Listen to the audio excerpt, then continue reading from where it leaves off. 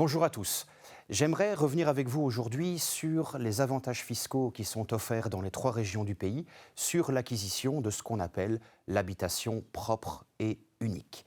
Vous le savez, dans les 3 régions, en Wallonie, à Bruxelles, en Flandre, le législateur régional a mis en place un avantage fiscal pour l'acquisition d'une première habitation. Alors revenons ensemble rapidement sur une description du système mis en place dans chacune des 3 régions. En région wallonne, l'avantage fiscal est ce qu'on appelle un taux réduit. Le taux est réduit à 3% de droits d'enregistrement en lieu et place du taux ordinaire de 12,5% sur la valeur vénale de l'acquisition de ce qu'on appelle l'habitation propre et unique. En région flamande, c'est un même système qui a été mis en place, celui d'un taux réduit. Le taux en région flamande est de 2% en lieu et place du taux ordinaire de 12% de droits d'enregistrement pour les immeubles ordinaires. En région bruxelloise, par contre, c'est un système différent qui a été mis en œuvre, c'est celui de l'abattement. En région bruxelloise, le taux ordinaire reste de 12,5% de droits d'enregistrement sur la valeur vénale de l'immeuble, mais il y a un abattement qui bénéficie aux personnes qui acquièrent leur habitation propre et unique dans le respect des conditions légales. Quelles sont-elles? L'abattement est réservé aux biens d'une valeur vénale maximale de 600 000 euros.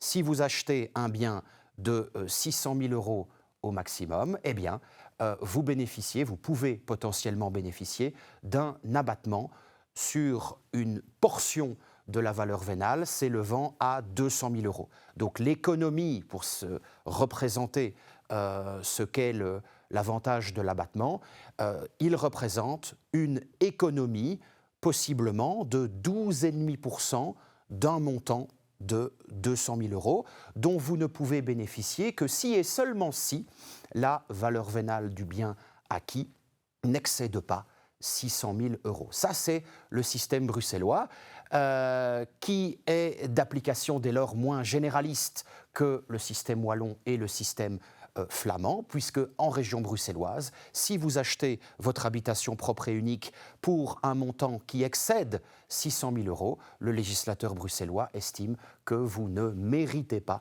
le bénéfice d'un avantage fiscal. Je l'ai dit, cet avantage fiscal dans les 3 régions bénéficie à l'acquisition d'une habitation propre et unique. Revenons, si vous le voulez bien, sur le caractère propre et le caractère unique.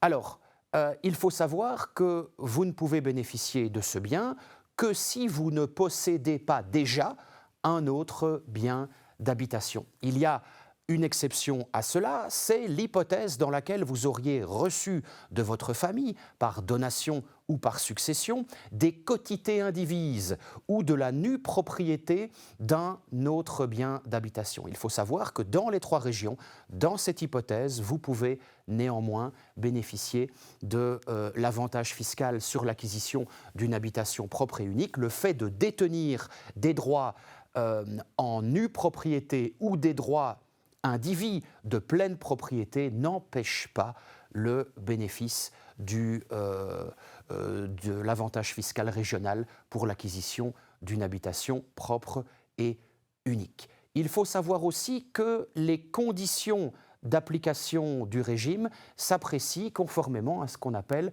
un mécanisme d'individualisation.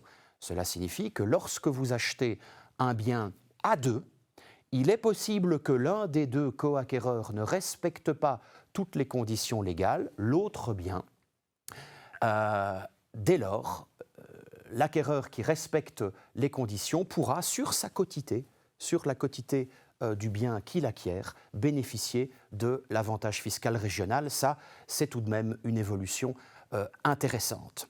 Dernier point sur lequel je souhaite attirer votre attention, c'est la nécessité de se domicilier dans le bien pour lequel vous bénéficiez d'un avantage fiscal à l'acquisition. Cette domiciliation dans le bien doit intervenir en région wallonne dans les 3 ans de l'acquisition, en région bruxelloise dans les 3 ans de l'acquisition et en région flamande dans les 3 ans de l'acquisition. Donc l'obligation de se domicilier dans le bien doit intervenir, être accomplie dans les 3 ans qui suivent l'acquisition. Attention, si le bien qui est acquis est un terrain à bâtir sur lequel forcément il faut ériger l'habitation, ce délai est porté à 5 ans. Autre condition qui est connexe à celle-ci, c'est l'obligation en région wallonne de rester domicilié dans le bien acquis pendant 3 ans. En région bruxelloise, obligation de rester domicilié dans le bien acquis pendant 5 ans. En région flamande, par contre, l'obligation de se domicilier dans le bien n'est pas accompagnée d'une exigence de maintien. Et donc on pourrait concevoir en région flamande que la domiciliation dans le bien pour lequel l'avantage fiscal a été obtenu, que cette domiciliation soit établie pour une courte durée. Il y a bien sûr une multitude de spécificités. Je suis à votre disposition pour tout complément d'information à ce sujet et je vous dis à bientôt pour une nouvelle actualité juridique et fiscale.